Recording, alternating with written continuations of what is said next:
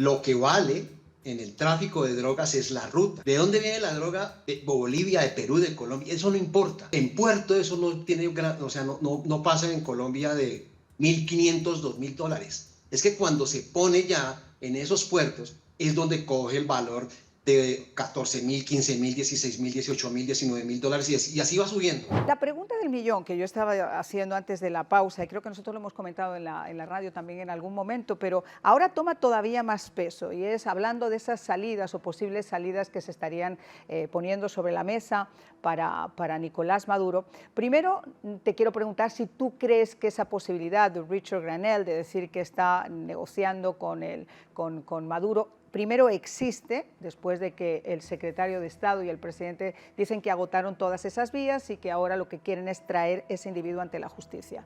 Si saliera, si finalmente se permitiera la salida, ¿no estaría esto dándose un poco de bruces con la idea de que no van a derrocar a un dictador y a cambiar el gobierno de Venezuela, en teoría, que ese no es el objetivo principal, sino traer al jefe del cartel de los soles ante la justicia americana, y para eso tiene una recompensa de $50 millones?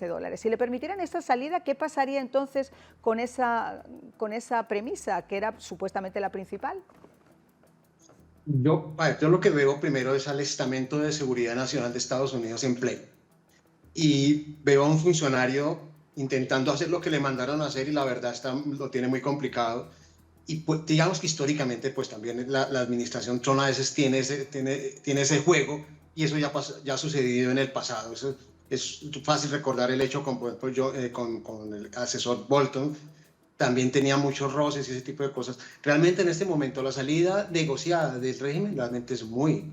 O sea, yo no le veo ninguna probabilidad, menos con con las señales que hay alrededor de todo lo que está sucediendo. Lo veo realmente muy complicado y veo a un funcionario intentando salvar la papeleta, pero no es. Yo realmente aquí ya se acabó, aquí hay un despliegue realmente muy serio, muy delicado, reuniones de alto nivel, la Casa Blanca sentada en pleno, la sala situacional desplegada, no veo. Y la otra, permitir salidas a Maduro, yo la verdad también la veo muy compleja, a menos de que eso le garantizara que el régimen se derrumba y eso pues no va a suceder. Entonces las dos probabilidades las veo muy lejanas en este momento de que haya algún tipo de salidas hacia algún país o algún refugio de Nicolás Maduro.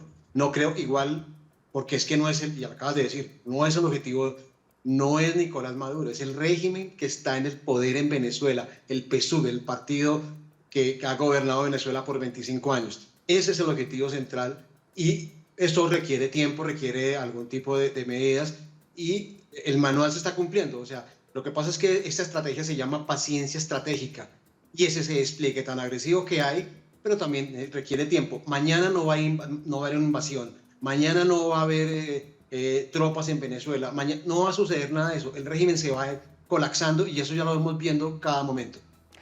Comandante, quisiera preguntarle a usted cuál es su opinión sobre lo que estamos hablando. No, estoy de acuerdo con lo que se acaba de decir, 100%. Yo creo que precisamente por esta calificación que se le ha dado a Maduro de ser un gángster, la única salida es que, es como sucede con todas las mafias, ¿no? De que el primero que se entrega le va mejor, porque le van a dar a lo mejor 5 o 7 años y luego después protección a él y a la familia, y al que queda al final es el que paga todos los platos rotos. Yo creo que van a resistir hasta el final y cuando ya vean que esa presión ya no la pueden aguantar por todo el resto que es lo que está haciendo Estados Unidos, presión económica, todo tipo de presión política, etcétera. Entonces, exactamente como acaba de decir el señor, es un colapso total y es para eso lo que nos tenemos que preparar, porque hay que de alguna forma coordinar para que haya seguridad, primero para el pueblo en ese sentido, porque si no va a haber demasiada sangre en la calle. Y segundo, para que haya una transición. Pero como acaban de decir, que también estoy 100% de acuerdo, no va a pasar mañana. Yo creo que va a ser, por lo menos, estos 3 meses va a seguir esta tensión. Manfred, hay un punto nuevo, que si Maduro ha negado, por supuesto, incluso las cartas que le escribió a Trump que tuvieran nada que ver, estos son fake news, yo por supuesto soy una auténtica palomita, que no, esto es la gente que me tiene mala adversión y que se han inventado todo eso para mí. Hay pruebas contundentes que tiene el Departamento de Estado, que tienen las agencias de inteligencia de este país, que tienen las agencias federales, a través de los testimonios del Mayo Zambada, a través de los testimonios de Saab, a través de los testimonios del Pollo Carvajal, el ex asesor de Chávez que está detenido y dando información, pero ha habido algo nuevo, y es que el Ministerio de Defensa de México ha podido captar unos correos, y en esos correos se establecía un puente aéreo narco entre Maracaibo y Belice que tenía como destino final los Estados Unidos. Y esos documentos son absolutamente contundentes. Claro, claro, o sea, es recordar tal cual todas las rutas que habían en los años 90 que manejaba Pablo Escobar, son las mismas. ¿Sabes? Me estás hablando del caso Mata Ballesteros, Honduras, Belice, Conexión México, rutas que salían hacia los Estados Unidos, rutas por el Caribe, una se llamaba la Ruta La Fania, por ejemplo, para recordar. Entonces, es la misma conexión. Por supuesto, es que la ruta, yo creo que lo hemos repetido varias veces, lo que vale en el tráfico de drogas es la ruta. Eso es lo que es valioso. ¿De dónde viene la droga? De Bolivia, de Perú, de Colombia, eso no importa. En puerto eso no tiene, o sea, no pasa en Colombia de $1.500, $2.000. Es que cuando se pone ya en esos puertos es donde coge el valor de $14.000, $15.000, $16.000, $18.000, $19.000 y así va subiendo. Entonces eso es lo que vale, y por supuesto es ahí donde está el punto clave. Y claro, al ya tener, y entonces ya estamos viendo algo más, es que ya hay cooperación de las agencias de México, y entonces ya la cosa, es decir, esta presión se va haciendo. Y voy a decirles desde el punto que se siente desde el lado del punto de vista del sitiado. Los primeros días dicen no pasa nada y estamos esperando el golpe y no pasa nada. Pasan los días, pasan los meses y no pasa nada, y eso agota psicológicamente, eso desgasta, eso crea indisciplina, eso crea fricciones, va y viene. Los sitios militares en la historia de la humanidad han estado muy bien documentados, y eso es lo que termina siendo demoledor. Es un arma psicológica que termina por colapsar, pero requiere tiempo, y por eso el nombre de paciencia estratégica, más este acervo probatorio que están recogiendo países que, digamos, que han entendido que el mejor camino que tienen es colaborar con las autoridades de los Estados Unidos, en este caso, y dejar de negar lo que es evidente que venía sucediendo, el mapa de trazas, es decir, cada vez que se ve un vuelo ilegal queda marcada la traza.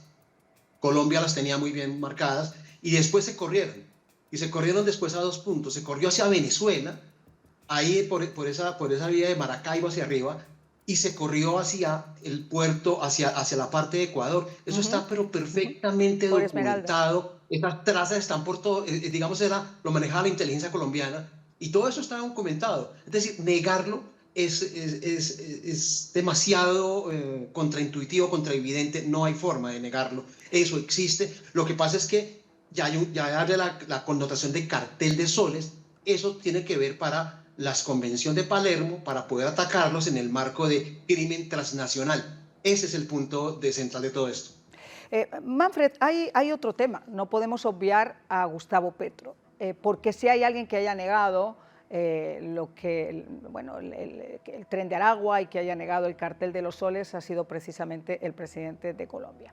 Yo comentaba al comienzo que obviamente su intervención en la ONU fue totalmente nefasta, no solamente a mi juicio, sino creo que a la opinión pública internacional, incluso dentro de Colombia, porque no habló a nivel personal, habló a nivel de un presidente que está representando un pueblo como Colombia, al que le ha costado muchísimo quitarse encima el estigma del narcotráfico, el estigma de las guerrillas, y mira por dónde tenemos un presidente en la ONU ejerciendo y tratando de blanquear que los pobres narcotraficantes son jovencitos pobres que han caído en el ciclo de la pobreza, y que estos son movimientos de Estados Unidos para hacerse con Latinoamérica. Pero no contento con eso, regresó a Colombia, tuvo esa reunión con los ministros televisada de de nuevo, volvió a insultar a los ministros, le retiraron la visa para que pueda llegar a Estados Unidos, han retirado la visa también a otros miembros de su gabinete, pero mira por dónde se empiezan a conocer sus conexiones secretas con el clan del Golfo. Cuéntanos un poquito cómo podría incidir esto,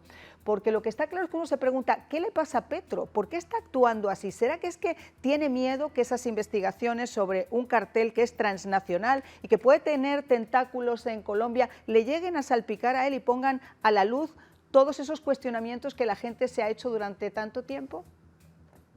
El caso de Gustavo Petro es muy, muy peculiar en muchos sentidos y lo van a analizar como, o sea, olvídense que yo soy colombiano y voy a analizarlo como analista simplemente, que sabe mucho del tema aquí en Colombia. Pero quiero que se olviden de mi nacionalidad por un momento. Gustavo Petro se para en Naciones Unidas, habla enorme, evidentemente, es un presidente que habla en nombre de Colombia, se para con símbolos antiguos del siglo XIX de la guerra a muerte, y eso fue terrible, porque decía, errores que cometió Simón Bolívar fue eso, uno, haber asesinado a una cantidad de personas inocentes en ese momento, y remarcar eso como que una herida abierta, una historia terrible. Después la pinta mal, y después sale y todo este cuento, y viene a Colombia, y entonces en el Consejo de Ministros pasó algo desapercibido y lo voy a contar. En el Consejo de Ministros dijo, ministro de Defensa, comparte información de inteligencia con Venezuela. Eso primero no se puede hacer porque en Colombia hay una ley de inteligencia constitucional que no permite compartir información. Si el ministro de Defensa llega a hacer eso, tiene que ser denunciado. No puede. Segundo, ¿por qué hace todo eso? O sea, ¿cuál es el objetivo de todo eso? Más que, digamos, por dos puntos, porque su proyecto político, su ideario político, está conectado al proyecto de Venezuela. Es decir, está conectado a esa ideología de Hugo Chávez del proyecto del siglo XXI. Si eso se desmorona, su proyecto se cayó. O sea, ya de por sí está demolido en Colombia, está completamente acabado, pero esto sería el estaconazo final. Y además, pues, los rumores de que posiblemente la campaña estuvo infiltrada, pues hay una investigación contra el hijo de Gustavo Petro, en este momento en curso en la Fiscalía, y todos los días aparecen más pruebas, aparece un cartel de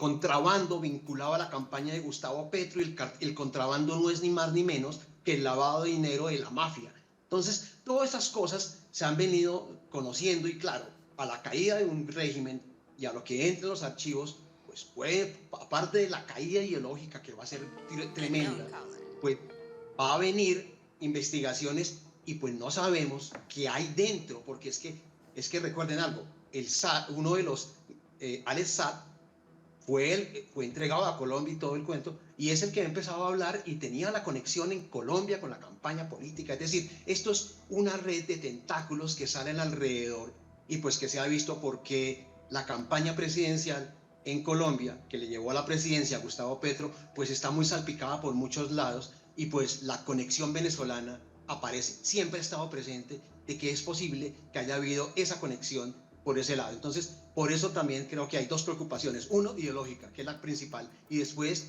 que se viene a saber después, que desclasifique las autoridades norteamericanas si el régimen llega a colapsar.